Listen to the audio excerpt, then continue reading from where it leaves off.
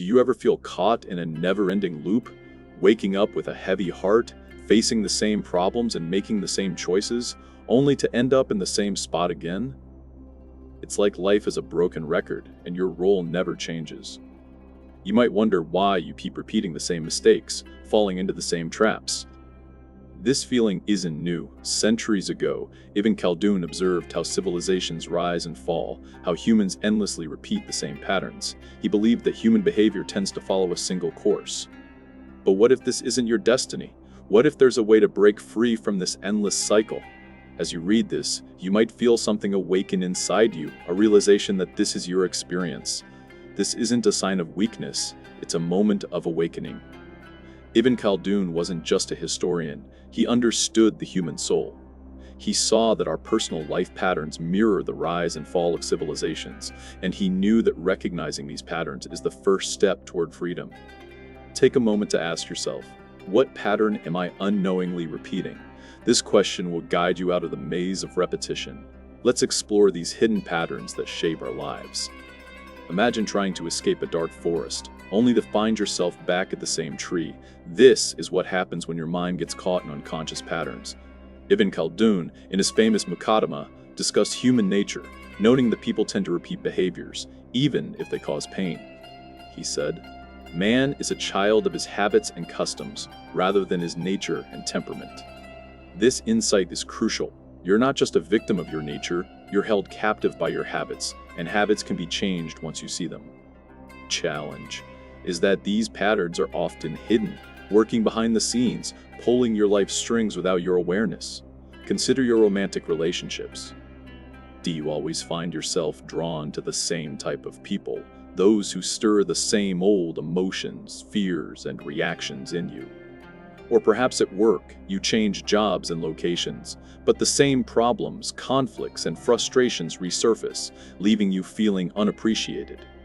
This isn't coincidence, it's a pattern.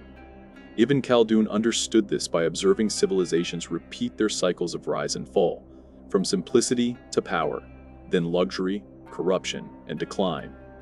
Each civilization believes it's unique, but it follows the same path. Likewise, you might believe each new person, job, or decision will be different, yet the outcome remains the same. Why? Because the problem isn't external circumstances, it's the internal pattern you carry with you. To understand this, reflect on your last 3 major problems. What's the common thread, and what role did you play in each?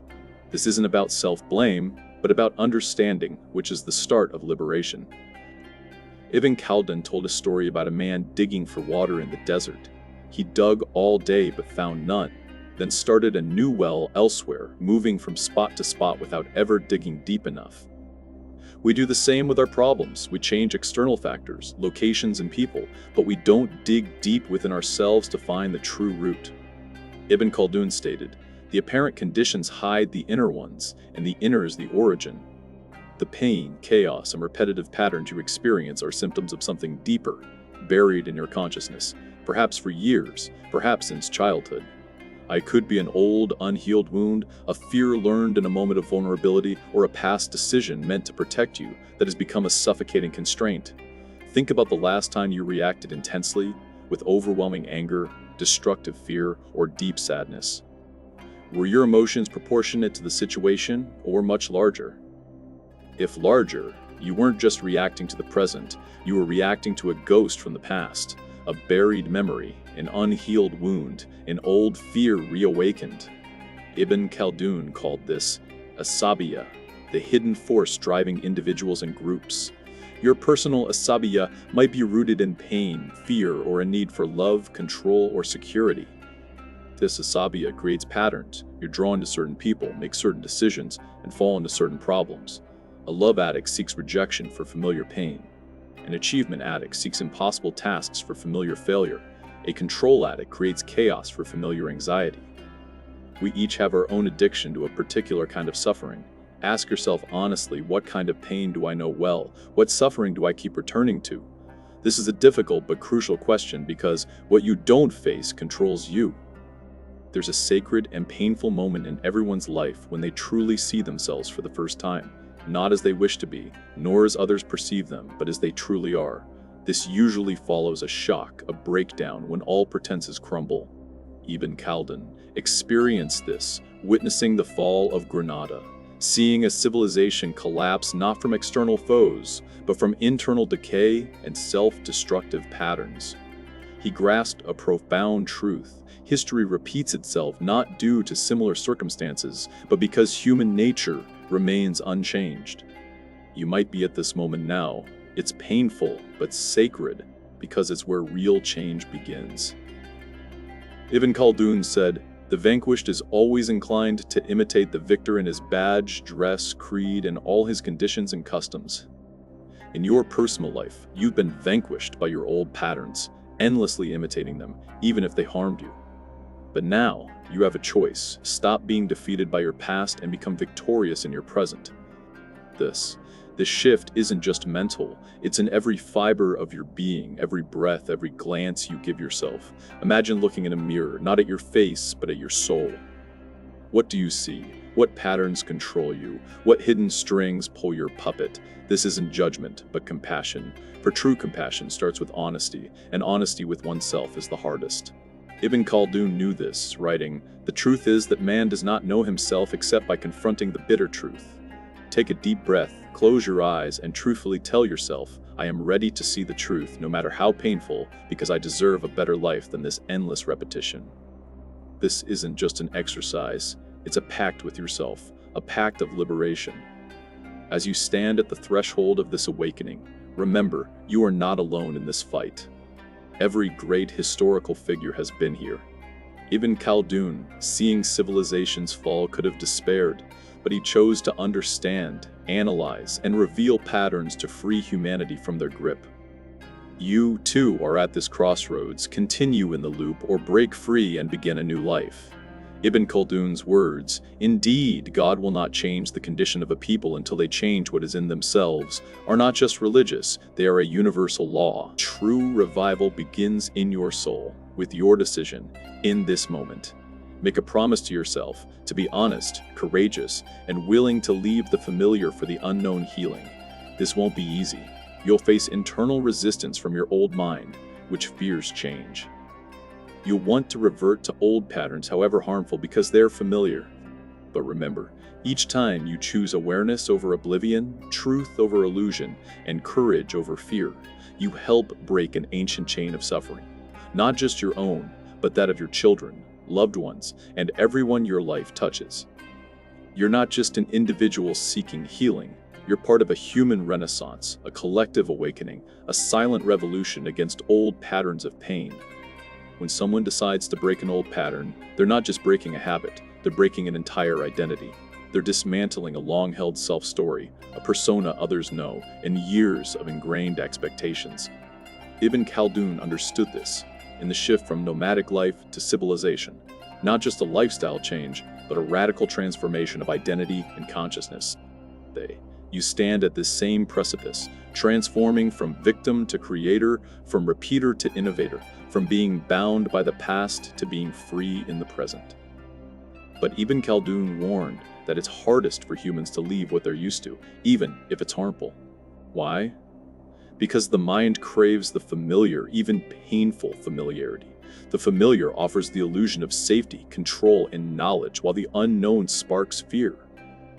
Yet here's a deep secret. Fear of the unknown is actually fear of your true greatness, fear of your inner strength, fear of the endless possibilities awaiting you. To forge this new path, you must first learn a new language, a new way of thinking. Instead of, "Why does this always happen to me?" ask, "What is this situation trying to teach me?" Instead of, "I can't change myself," say, "I am in the process of transformation, and transformation takes time." Instead of, "This is who I am," say, "This is who I was, but now I am becoming." This shift in language isn't just a positive exercise, it's reprogramming your subconscious, because your mind doesn't distinguish between what you say and what you believe. Ibn Khaldun said, "The tongue is the interpreter of the heart," and I add, the tongue is also the architect of the future.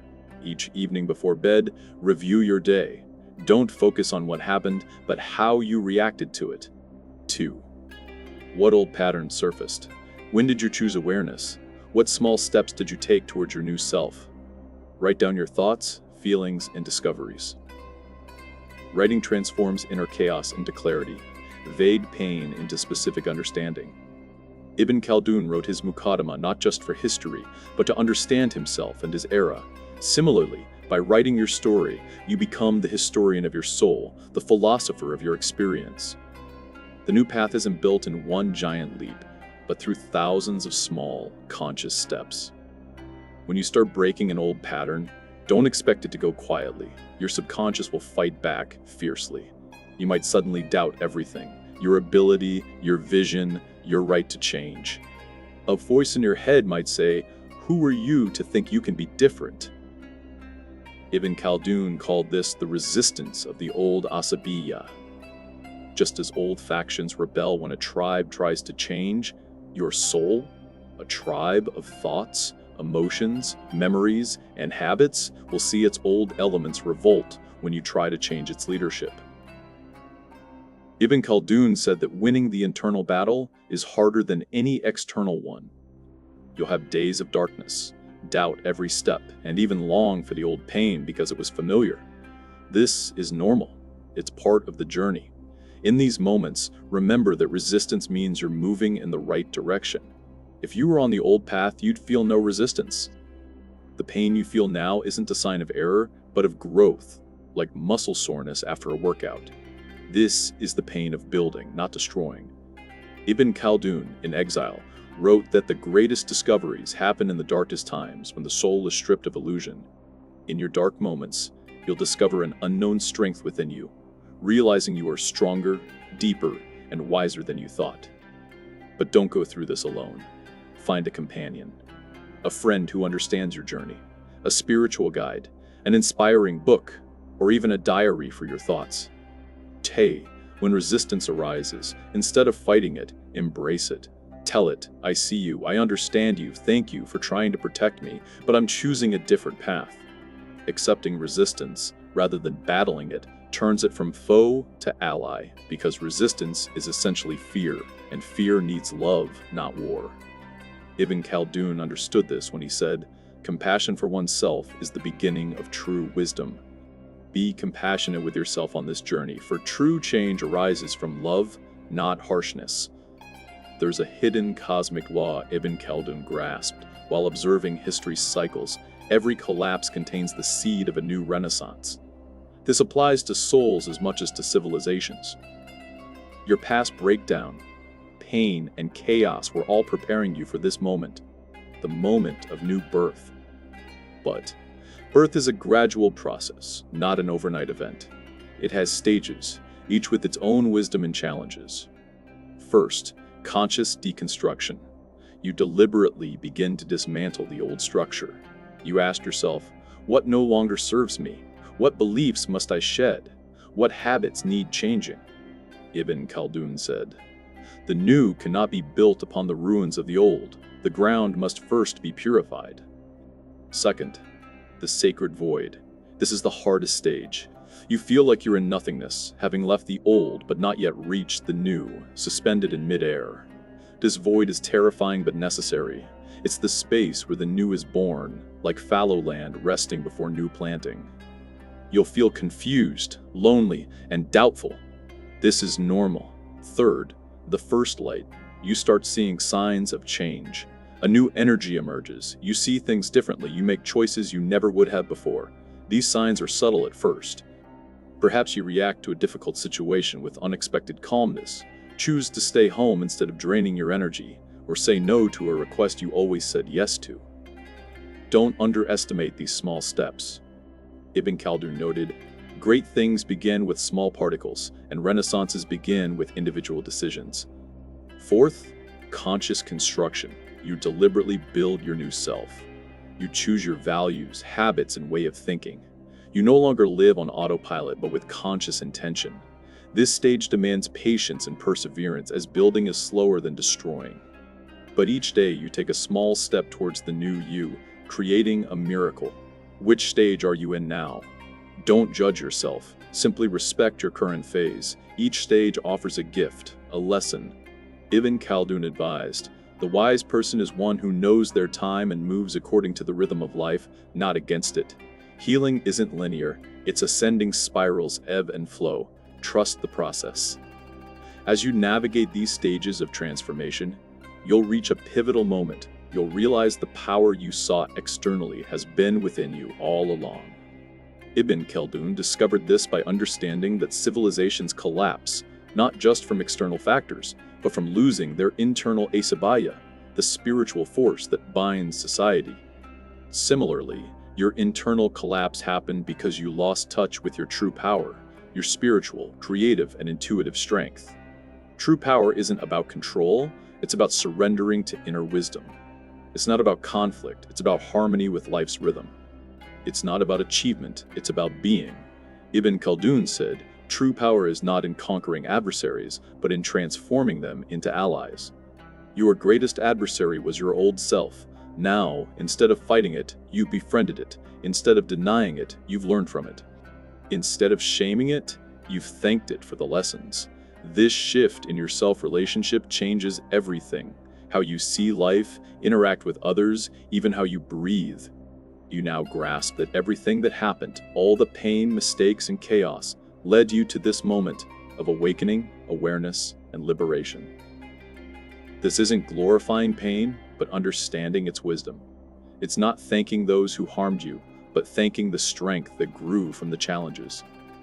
Look in the mirror, not with criticism, but with love. See the person who survived, resisted, and arrived here despite all odds. Tell them, I see you, I respect you, I love you, I appreciate your courage.